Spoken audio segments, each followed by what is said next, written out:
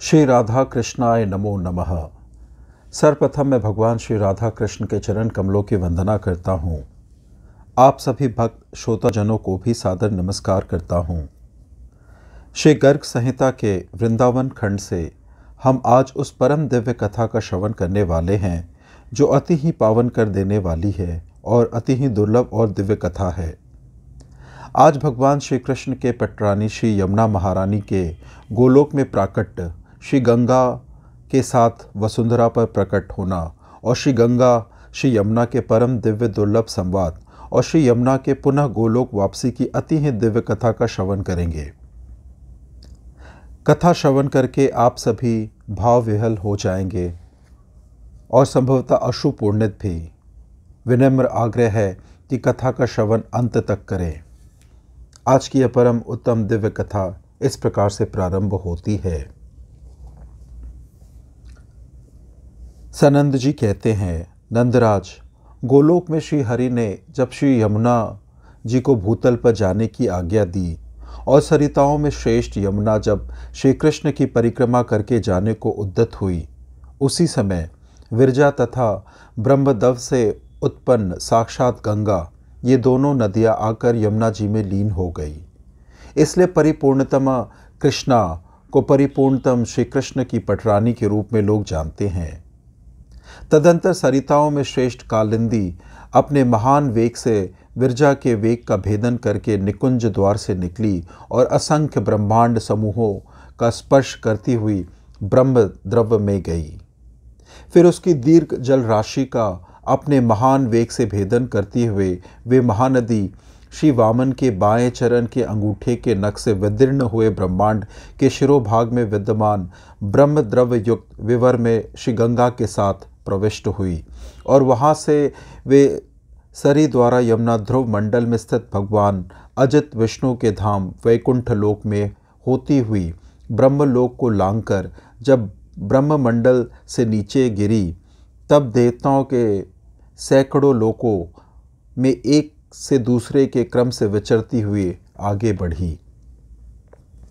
तदंतर वे सुमेरु गिरी के शिखर पर बड़े वेग से गिरी और अनेक शैल श्रृंगों को लांघकर बड़ी बड़ी चट्टानों के तटों का भेदन करती हुई जब मेरु पर्वत से दक्षिण दिशा की ओर जाने को उद्यत हुई, तब यमुना जी गंगा से अलग हो गई। महानदी गंगा तो हिमवान पर्वत पर चली गई, किंतु कृष्णा श्यामशिला यमुना कालिंद शिखर पर जा पहुंची। वहां जाकर उस पर्वत से प्रकट होने के कारण उसका नाम कालिंदी हो गया। कालिंदी गिरी के शिखरों से टूटकर जो बड़ी बड़ी चट्टानें पड़ी थी, उनके सुदृढ़ तटों को तोड़ती फोड़ती और भूखंड पर लौटती हुई वेगवती कृष्णा कालिंदी अनेक देशों को पवित्र करते हुए खांडव वन के इंद्रप्रस्थ या दिल्ली जा पहुंची। यमुना जी साक्षात परिपूर्णतम भगवान श्री कृष्ण को अपना स्वामी बनाना चाहती थी, इसलिए वे परम दिव्य देह धारण करके खांडव वन में तपस्या करने लगी। यमुना के पिता भगवान सूर्य ने जल के भीतर ही एक दिव्य गेह का निर्माण कर दिया था, जिसमें आज भी वे रहा करती हैं। खांडव वन से वेगपूर्वक चलकर कालिंदी ब्रजमंडल में श्री वृंदावन और मथुरा के निकट आ पहुंची। महावन के पास सिकतामय रमण स्थल में भी प्रवाहित हुई। श्री गोकुल में आने पर परम सुंदरी यमुना ने विशाखा सखी के नाम से अपने नेतृत्व में गोप किशोरियों का एक यूथ बनाया और श्री कृष्णचंद्र के रास में सम्मिलित होने के लिए उन्होंने वहीं अपना निवास स्थान निश्चित कर लिया।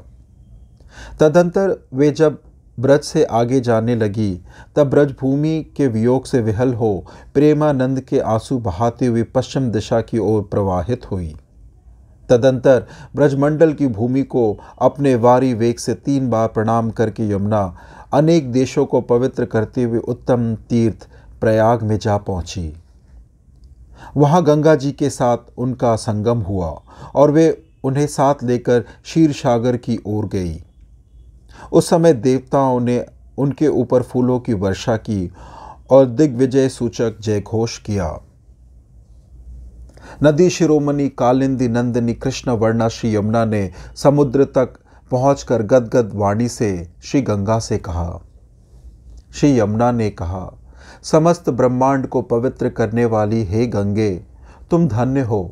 साक्षात श्री कृष्ण के चरणारविंदों से तुम्हारा प्रादुर्भाव हुआ है, अतः तुम समस्त लोकों के लिए एकमात्र वंदनीय हो। हे शुभे, अब मैं यहाँ से ऊपर उठकर श्रीहरि के लोक में जा रही हूँ। तुम्हारी इच्छा हो तो तुम भी मेरे साथ चलो। तुम्हारे समान दिव्य तीर्थ न तो हुआ है और न आगे होगा ही।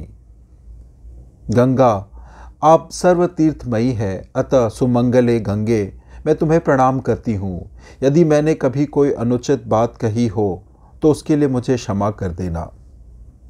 श्री गंगा बोली, हे कृष्ण, संपूर्ण ब्रह्मांड को पावन बनाने वाली तो तुम हो, अतः तुम ही धन्य हो।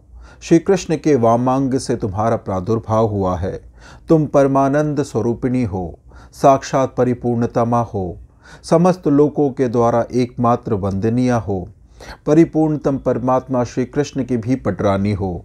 अतः कृष्ण, तुम सब प्रकार से उत्कृष्ट हो। तुम कृष्णा को मेरा प्रणाम है। तुम समस्त तीर्थों और देवताओं के लिए भी दुर्लभ हो। गोलोक में भी तुम्हारा दर्शन दुष्कर है। हे शुभे, मैं तो भगवान श्री कृष्ण की ही आज्ञा से मंगलमय पाताल लोक में जाऊंगी।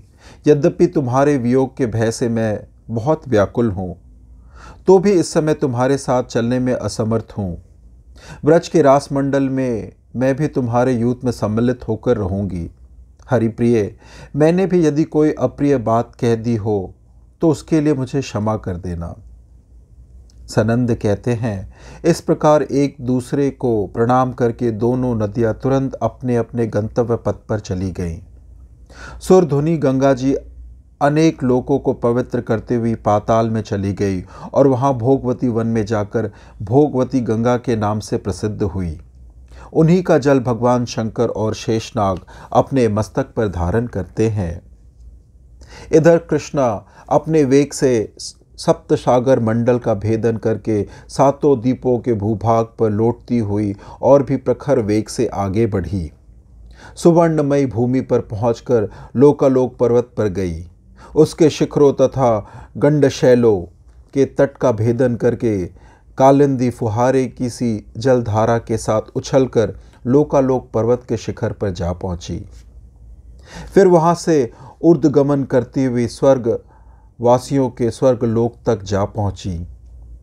फिर ब्रह्मलोक तक समस्त लोकों को लांघकर श्रीहरि के पद चिन्ह से लांछित श्री ब्रह्म द्रव्य से युक्त ब्रह्मांड विवर से होती हुई आगे बढ़ गई।